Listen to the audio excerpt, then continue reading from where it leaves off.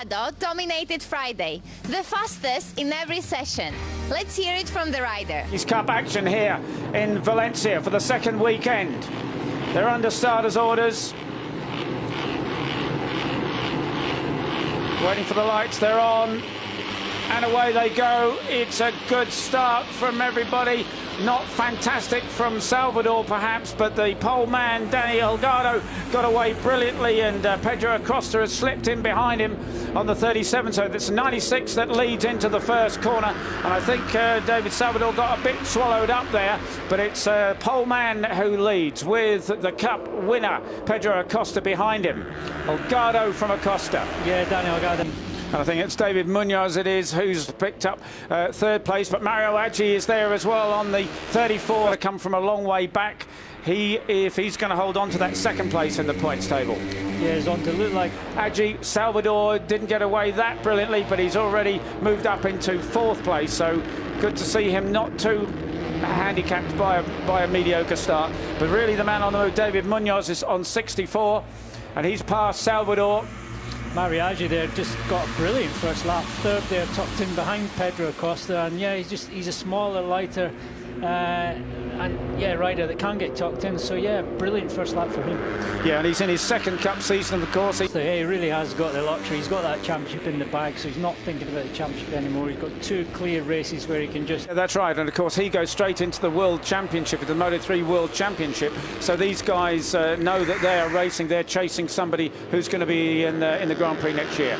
And really aggressive move from Ivan Ortola, the 16-year-old Spaniard there, and you can see how that peeled out. It's still Pedro Acosta in second place. Whoa, there's an accident in the background there. Someone sliding off at the last corner.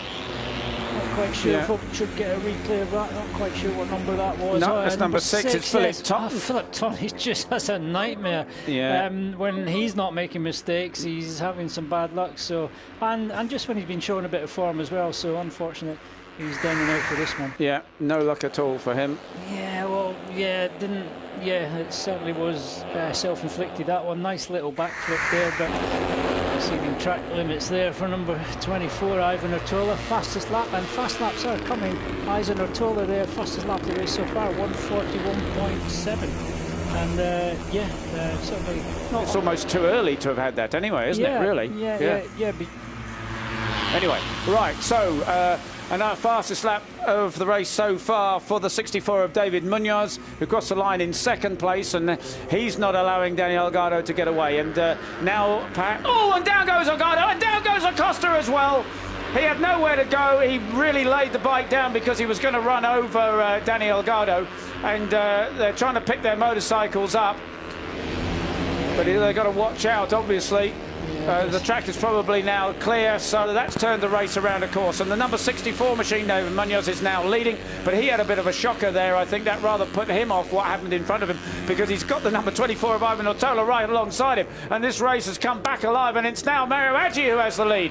Well, incredible. Just when I was about to say it is, and he's running on the green stuff, it is the commentator's curse. I just said they're splitting away from this, and it's completely turned around, because they have ended up sliding off, and we've got now, what is it? It's sort of a 7-man battle for the lead with 12 laps in the track.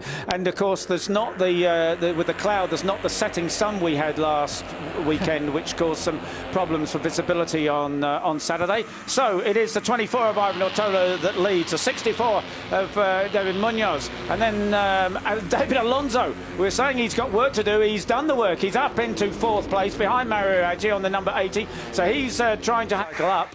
We're going to get a replay of this. Oh yeah, it was a high side, yeah, and Pedro just sort of put it down, really, didn't he? Yeah. Number 38.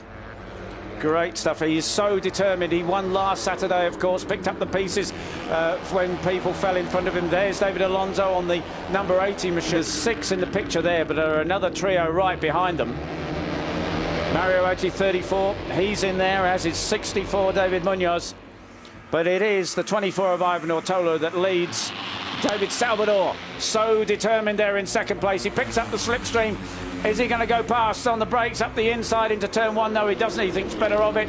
But it's a good 11-man battle for the lead there. Towards the back of the group are the likes of Colin Fire and Scott Ogden, and it is now Salvador who... I mean, everyone, the race direction are really on the case with this stuff, so you soon rack up a few penalties. Yeah, indeed. But it is David Salvador that has the advantage, but only just. Wow, what a superb battle it is. Right, so it's David Salvador that leads with the Ivan Ortola in second place. And Salvador said, although he qualified third fast, he was happy with the position, but he wasn't happy with the pace. And of course, you know, the men who are quicker than him are now out of this race, or at least Pedro's down in seventh place. Holgado is out of the race. So Salvador has the advantage, but David Munoz slots into second place ahead of Ortola Agi, the Moto3 World Championship next year. And he said that he would really love to go out of his single rookie cup year with a victory. So he's already moved up into fourth place. So around they go.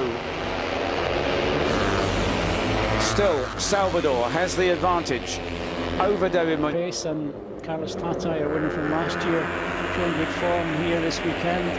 So yeah, these guys certainly ready for the bigger arena.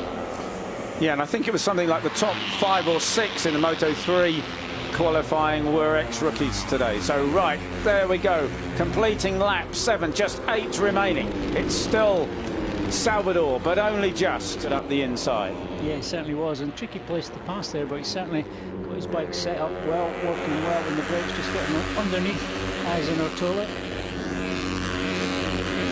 So it was sort of patchy, a little bit wet. It just looked like he had confidence to pass and come through the pack, but he certainly got the pace this weekend in perfect conditions. I think it's only a matter of time before we get notified of a long lap penalty, because we saw him run off the track three times at least, and it only requires 5. There's somebody else jumping across the green there.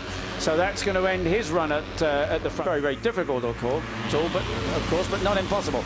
And he's passed, in fact, for the lead. It's the 64 of David Munoz who now has the advantage. Salvador is pushed back. He's still in second place, but I think is it Mario Agi again? The 34, yes, he's in third. David Alonso is there. The 7 of Daniel Munoz is there as well. Wow, my goodness, look at the pack of them 3 there. Yeah, it's so difficult. It's easy to get blinded when you've got so many riders around you, and yeah, you have to change direction. They're going onto the green stuff. So Salvador has the advantage, but only just ahead of David Munoz. But he should be seeing his number on a board and just indicating exactly what he's got to do.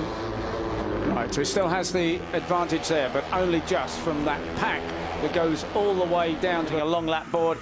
Salvador with the advantage. So you see the 89 of Marcus Uriart pulling out of the slipstream there.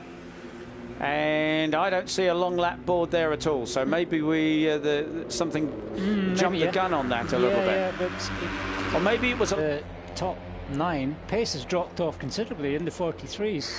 Considering we're doing 41s in the second or third lap, and that is Holgado moment again. And yeah, not like him at all. He's such a safe rider. He's obviously pushing very hard and was in the 41s at that point, so he just pushed a little bit too hard. But first 6 races of the year, Pedro Acosta won 150 points. Well, in the last 1, 2, 3, 4, 5 races, he only scored 46 points. That's how quick. Right.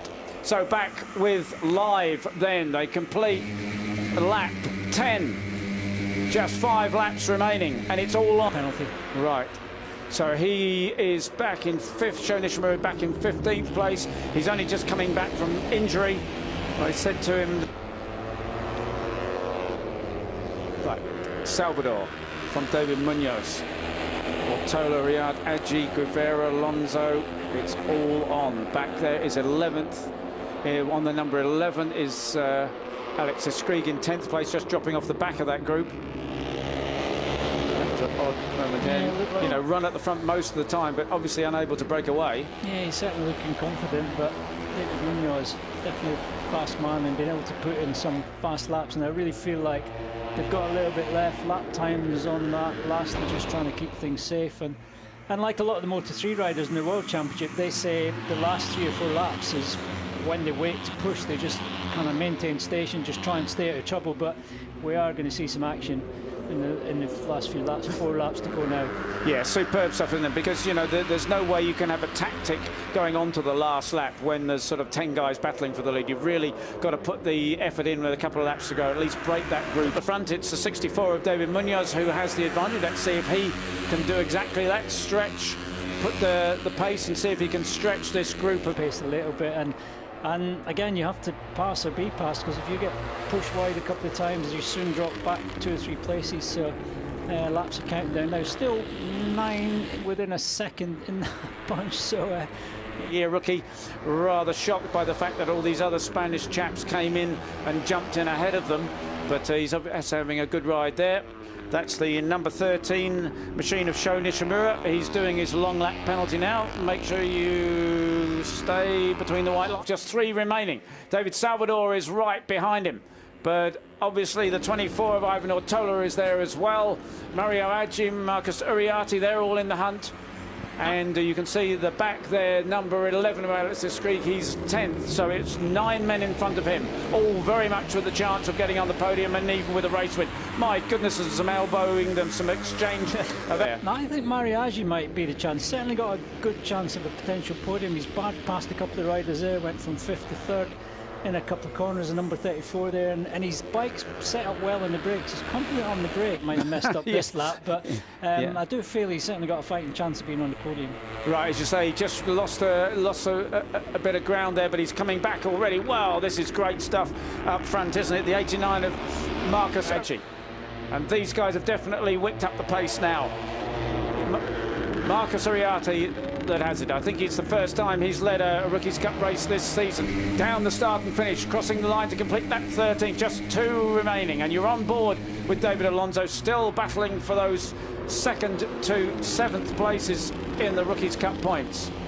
4th place across the line, yes, and he's looking strong there. And there, as Neil says, he goes up the inside of the 89 of Marcus. Yeah, so now it is Ivan Ortola who has the advantage, but only just from David Munoz. Aggi in 3rd place. And is that that's the 13 of Sho Nishimura?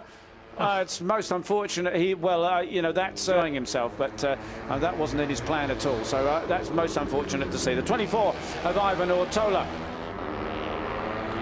leading the 64.